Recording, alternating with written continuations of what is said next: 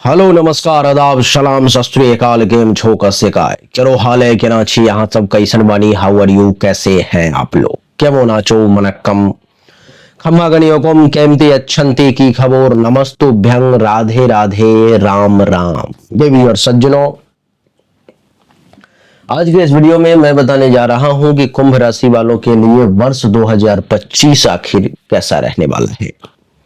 कौन सा ग्रह आपके फेवर में है, कौन सा ग्रह आपके विपरीत है, कौन सा ग्रह आपको अच्छा रिजल्ट देने वाला है तो कौन सा ग्रह आपको विपरीत रिजल्ट देने वाला है, इसी विषय पर मैं आज के इस वीडियो में चर्चा करेंगे। लेकिन उससे पहले मैं आपको कुंभ राशि के कुछ गुण और अवगुण के बारे में भी बताना चाहता हूं। उसका कारण सिर्फ ये कि आप कनेक्ट हो पाओ, आप जान पाओ कि ये गुण कुंभ राशि में होते हैं, ये अवगुण होते हैं, और उसके बाद हम इस पर में चर्चा करेंगे। अगर आप ये गुण अवगुण नहीं देखना चाहते हो तो 6-7 मिनट के बाद का वीडियो आप सीधे डायरेक्ट देखो, जिसमें आपको ये राशिफल सीधा डायरेक्ट दिखाई देगा।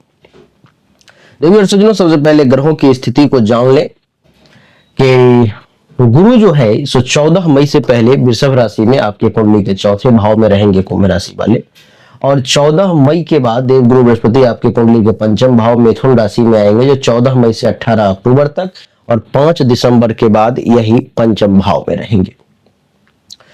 उसके बाद 18 अक्टूबर के बाद और 5 दिसंबर से पहले देवगुरु बृहस्पति कुंडली के छठे भाव में रहेंगे। केतु कुंडली के सप्तम भाव में रहेगा, जो 29 मई को यहाँ आएगा, उससे पहले ये अष्टम भाव में रहेंगे। राहु की बात करें तो राहु देवता जो है सो 29 मई को कुंडली के प्रथम भाव में कुंभ राशि में आएंगे, उससे पहले ये मीन राशि में रहेंगे। शनि की बात करें तो शनिदेव 29 मार्च को मीन राशि में आएंगे, उससे पहले ये कुंभ राशि में आपके मस्तक पर में ही रहेंगे।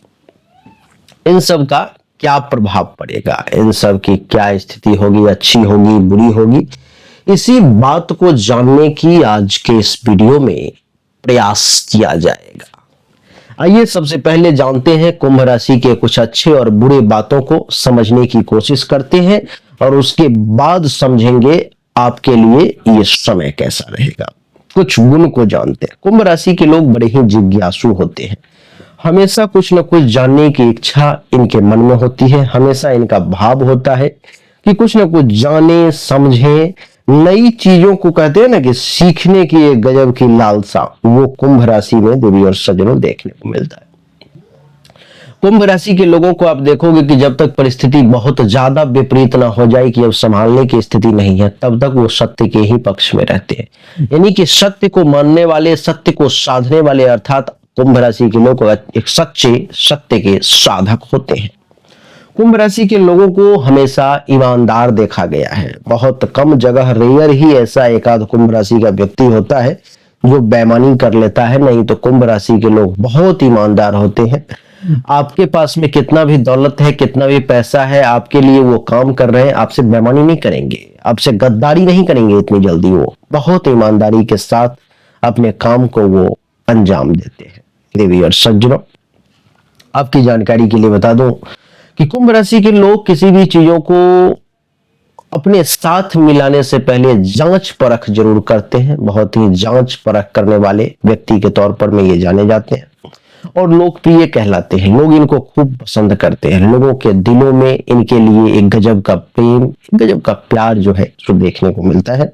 ये मिलनसार भी होते हैं, सबके साथ मिलजुल करके रहना इनको काफी अच्छा लगता है।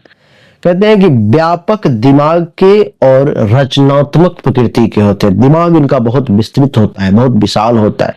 इनका मन जो है हमेशा रचना में ही लगा रहता है। दिमाग जो है हमेशा रचना में ही कुछ ना कुछ विशेष करने में ही लगा रहता है। कुंभ राशि के लोग स्थिति परिस्थिति के अनुसार अपने स्वभाव में परिवर्तन कर लेते हैं, यानी कि लचीले स्वभाव के होते हैं ये। इनके अंदर दया का भावना होता है, किसी को भी दुख में देख करके बहुत जल्द दुखी हो जाते हैं कुंभ राशि के लोग, अर्थात दयालु भी होते हैं। कैसी भी विपरीत से विपरीत परिस्थिति क्यों ना सामने आ जाए, लेकिन इनका धैर्य कमजोर नहीं होता, ये धैर्यवान होते हैं। अर्थात देवी और सज्जनों, कितना भी आप इन्हें डिस्टर्ब करने की कोशिश कर लो, लेकिन इनका ध्यान नहीं टूटता है, अर्थात ये एकाग्र भी होते हैं। कुंभ राशि के लोगों में आप देखोगे कि हमेशा कुछ ना कुछ पढ़ने की, कुछ ना कुछ सीखने की, कुछ ना कुछ जानने की इच्छा रहती है, अर्थात ये अध्ययनशील भी होते हैं। सज्जनों, कुंभ राशि के लोग तार्किक होते हैं और बुद्धिमान लोगों से दोस्ती करना बहुत पसंद करते हैं। ये सब अच्छी बातें हैं इनके बारे में। ये लोग सामाजिक कार्यों में बढ़ चढ़कर हिस्सा लेते हैं, ज्यादा से ज्यादा जो है सो हिस्सा लेना पसंद करते हैं। इनकी इच्छा शक्ति जो है, इनके किसी भी चीज को चाहने की जो शक्ति है, करने की जो शक्ति है, वो बड़ी कमाल की होती है। इनकी इच्छा शक्ति बहुत मजबूत होती है। ये लोग अपने काम में किसी भी व्यक्ति का, चाहे वो कोई भी हो, ज्यादा दखल अंदाजी बर्दाश्त नहीं करते। जो कह दिया सो कह दिया, जो कर रहे वो कर रहे। थोड़ा सा आपको धुआं दिखाई दे रहा, क्योंकि अभी अभी पूजा करके उठा हूं और अगरबत्ती जल रही है, तो इस रूम में थोड़ा सा धुआं धुआं आपको दिखाई दे रहा होगा, लेकिन आप एडजस्ट कर लोगे, मुझे पता है। देवियों सज्जनों, कुंभ राशि के लोग विज्ञान और रिसर्च के क्षेत्र में बहुत अच्छा प्रदर्शन करते हैं। हमेशा हर चीज को एक वैज्ञानिक ढंग से सोचने की कोशिश करते हैं, और जब कुछ प्रेजेंट करते हैं तो लगता है कि भाई किसी ने कुछ प्रेजेंट किया है, इतने व्यापक होते हैं। कुछ अगर निगेटिव चीजों के बारे में बात करूं तो कुंभ राशि के लोग बहुत जल्द उतावले हो जाते हैं, क्रोध में जल्दी आ जाते हैं, तो क्रोध पर में काबू करने का इनको प्रयास करना चाहिए। ये लोग कभी किसी एक के प्रति समर्पित नहीं रह पाते। आपके प्रति भी समर्पित है, मेरे प्रति भी है, उसके प्रति भी है, उसके प्रति, अर्थात लगभग ये दुनिया को, ज्यादातर लोगों को एक भाव से देखते हैं। प्यार के मामले में कुंभ राशि के लोग थोड़े उतावले और कल्पनाशील होते हैं। वो सोचने लगते हैं, ऐसे करूंगा, ये करूंगा, ऐसा होगा और ऐसा होगा। इस प्रकार का भाव, इस प्रकार का सोच इनके मन में आते रहता है। ये लोग दूसरों को सुनना बहुत कम पसंद करते हैं और बोलना ज्यादा पसंद करते हैं। देवी सज्जनों, ये लोग सपनों की दुनिया में ज्यादा खोए रहते हैं, सपनों में ज्यादा रहते हैं, यानी कि वास्तविक थोड़ा कम, कल्पना और सपना ज्यादा, ऐसा कुंभ राशि में देखा गया है। परिवर्तन को ये बहुत ज्यादा पसंद नहीं करते कुंभ राशि के लोग, और थोड़े से संकोची भी होते हैं। संकोच यानी कि जैसे कि अगर मुझे आपसे मदद लेना है कुंभ राशि वाले, तो समय पर मैं ले लूंगा, लेकिन आपको जब मुझसे लेना पड़ेगा तो उसमें आप संकोच करोगे, आप सोचोगे क्या कहूं, कैसे कहूं, अच्छा लगेगा, नहीं लगेगा, वो मदद करेगा मेरा, नहीं करेगा, इत्यादि इस प्रकार की बातों को आप सोचने लगते हो। थोड़े से कभी कभी इनको ऐसा लगता है कि मूड जब गर्म होता है तो ये अपना कंट्रोल खो देते हैं, जैसे एक सनकी व्यक्ति करने लगता है उस प्रकार का व्यवहार करने लगते हैं, और कभी कभी तो अपने आप को अक्षम भी समझते हैं कि अब मुझसे नहीं हो पाएगा, मैं नहीं कर पाऊंगा, मेरे बस की नहीं है। तो ये कुछ निगेटिव पॉइंट्स थे कुंभ राशि के बारे में, और कुछ पॉजिटिव पॉइंट्स थे जो हमने आपको बताने का प्रयास किया। आपको ये निर्णय लेना है, आपको ये समझना है कि हमने जो बताया है वो आखिर कितना प्रतिशत सही है, ये गुण अवगुण कुंभ राशि वालों में है या नहीं, इस बात को आपको निर्णय करना है, इस बात को आपको समझना है। अगर है तो आपको कमेंट में नीचे डालना है कि गुरुदेव आपने जो गुण अवगुण बताए हैं कुंभ राशि के, वो वाकई में 100% सही है अथवा 90% सही है। आइए देवी और सज्जनों, सबसे पहले देवगुरु बृहस्पति कुंडली के चौथे भाव वृषभ राशि में आपके लिए जो विराजमान है, इसका क्या परिणाम आपको दे रहे हैं। 18 मई से पहले, 18 नहीं 14 मई से पहले उस बात को समझने की कोशिश करते हैं। देवगुरु बृहस्पति का जो अभी मैं फल आपको बताने जा रहा हूं वो 14 मई 2025 से पहले का है, यानी कि प्रथम 5.5 महीने का है। देवी और सज्जनों, देवगुरु बृहस्पति का चौथे भाव में बैठना आपको सुखी बनाता है, भोग विलास करने का अवसर एक से एक प्रदान करेगा। आप भोगी कहलाएंगे, इस समय में एक से एक भोग करने के लिए आपको अवसर प्राप्त होगा। शरीर आपका बड़ा कमाल का और सुंदर दिखाई देगा, यानी कि आपका देह बहुत ही सुंदर दिखाई देगा। आप इस समय में सुंदर देही कहलाएंगे। किसी भी कार्य में पूर्ण रूप से लीन रहेंगे, कार्यरत रहेंगे, अपने काम को ईमानदारी से करेंगे। ये सब देवगुरु का प्रभाव होगा। उद्योग वगैरह अगर लगाना चाहते हो तो आप लगा सकते हो, आपके लिए ये समय बड़ा अच्छा रहेगा। इस समय में ज्योतिष विद्या के तरफ भी देवगुरु बृहस्पति आपके रुझान को बढ़ाएंगे, यानी कि आप ज्योतिष विद्या में भी जो है सुरुचि रखेंगे। बात करूं संतान के मामले में तो चौथे भाव में देवगुरु है, तो संतान के मामले में थोड़े से समस्याओं का, थोड़ी सी परेशानियों का आपको 14 मई से पहले सामना करना पड़ सकता है। वैसे आप राजमान्य कहलाएंगे।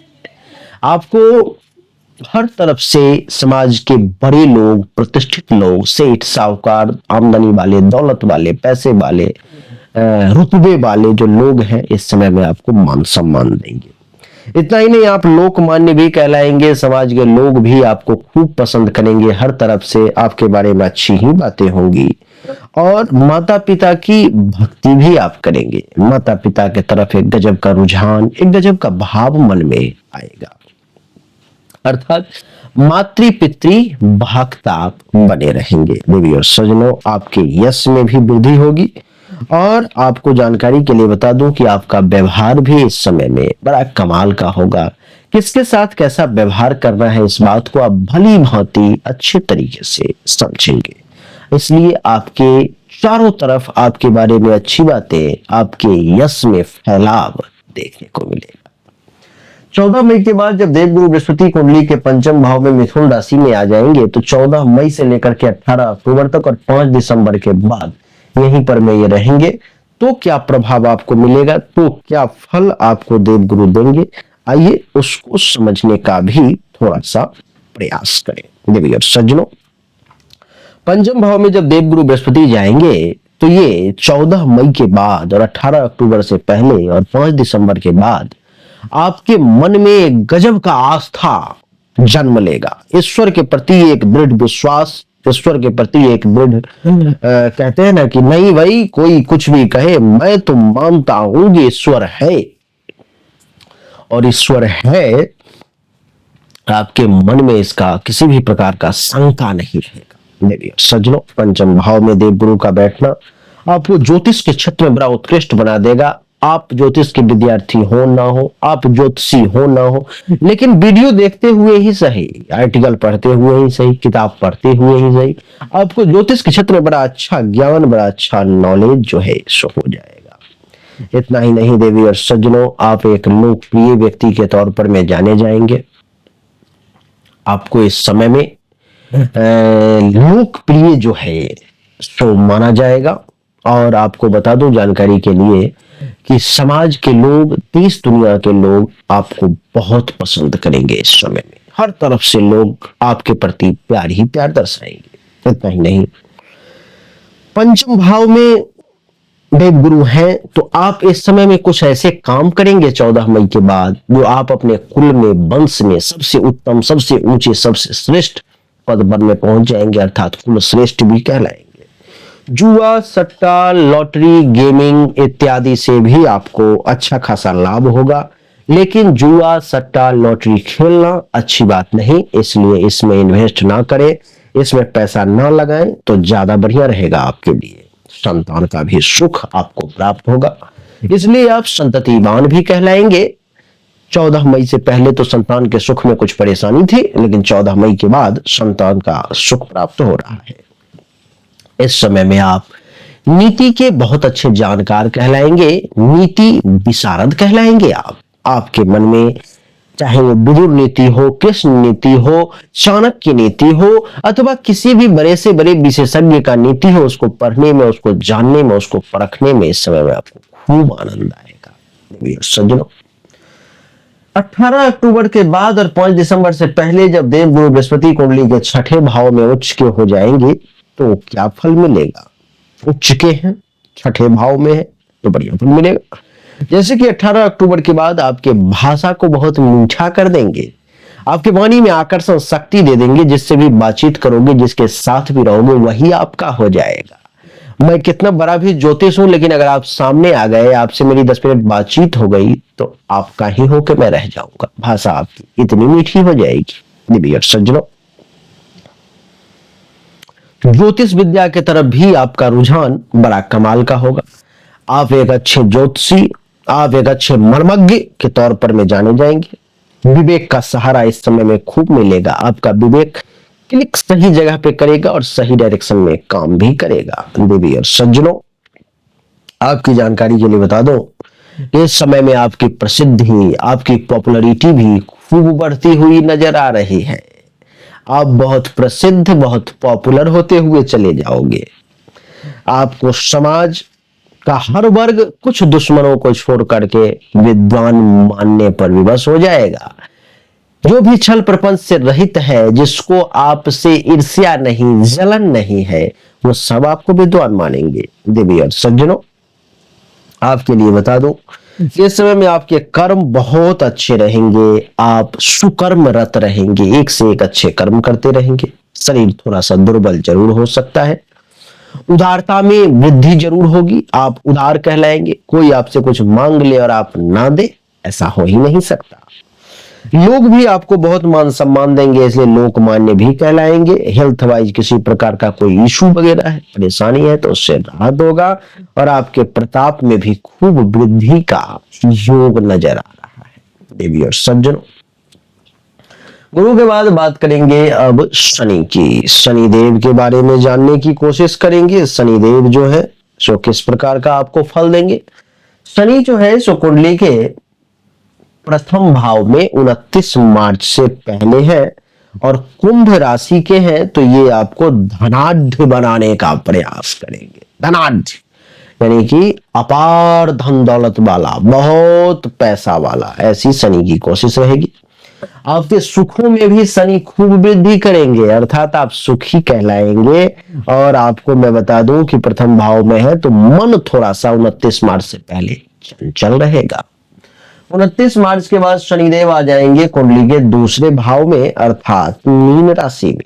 मीन राशि में शनि है, तो 29 मार्च के बाद आपको कुछ मुख से संबंधित परेशानी, दांत का दर्द अथवा मुख से संबंधित किसी भी प्रकार का रोग आपको परेशान कर सकता है।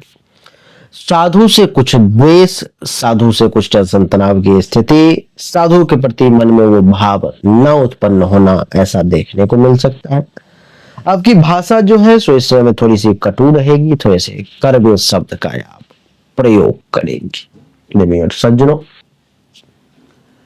शनि के बाद अब बात करेंगे राहु की। राहु देवता कुंडली के द्वितीय भाव में है देवी और सज्जनों, और ये दूसरे भाव में राहु तो रहेंगे 29 मई से पहले तक दूसरे ही भाव में रहेंगे। अर्थात क्या करेंगे, परदेश जाने की इच्छा जागृत कर देंगे मन में कि भाई इस जगह को छोड़ो और कहीं बाहर जाओ।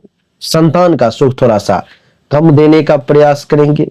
राहु देवता है तो कुटुंब से थोड़ा सा कम लाभ मिले, ये अपना प्रयास लगा देंगे, चालू कर देंगे। भाषा थोड़ा सा कठोर कर देंगे, धन में थोड़ी सी कमजोरी करने का प्रयास करेंगे, लेकिन संग्रहशील स्वभाव रहेगा और मातशरी युक्त रहेंगे। राहु के बाद केतु की अगर बात करें तो केतु कुंडली के अष्टम भाव में है देवी और सज्जनों 29 मई से पहले। और अष्टम भाव का केतु ये दर्शाता है कि इस समय में गलत लोगों से आपकी संगत हो सकती है, उससे सुरक्षा करने की कोशिश करें। और 29 मार्च के बाद जब कुंडली के सप्तम भाव में केतु आ जाएंगे तो महर्षि कहते हैं कि इस समय में सुख से आपको वंचित करवाने का केतु प्रयास करेंगे कि आप सुख का भोग कम से कम करें। तो देवी और सज्जनों, यही थी कुंभ राशि फल 2025 की कहानी, जो हमने आपको बताने का बहुत संक्षिप्त में प्रयास किया है। राशि फल साल का आप जानते हो कि 40 से 50 मिनट का हमारा वीडियो होता है, लेकिन बहुत कम समय में बताने की इसलिए कोशिश की क्योंकि लोग उतना देर नहीं समय निकाल पाते सुनने के लिए। कुंभ राशि वालों के लिए एक चीज विशेष जानकारी मैं देना चाहता हूं कि गुरु के लिए आप पीला पुखरा, जो हमने अपने हाथों में पहन रखा है, इसको आप जरूर धारण करें।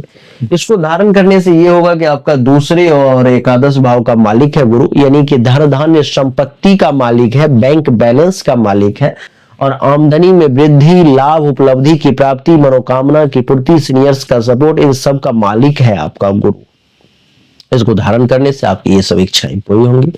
आप अगर अच्छे क्वालिटी का धारण करना चाहते हो तो आप मुझसे संपर्क कर सकते हो, और अगर आप बढ़िया क्वालिटी का धारण करने में सक्षम नहीं हो तो ये जो मैंने धारण कर रखा है मात्र 5,000 रुपए का है। आप सुनहला धारण कर सकते हो, इसी का उपरत्न है। सामने दिए गए व्हाट्सएप नंबर पर मैसेज कर सकते हो आप प्राप्ति के लिए। अगर जन्म कुंडली हस्तरेखा दिखाना चाहते हो तो भी इसी नंबर पे आपको मैसेज करना है। उम्मीद करता हूं कि ये छोटा सा वीडियो आपको अच्छा लगा होगा, पसंद आया होगा।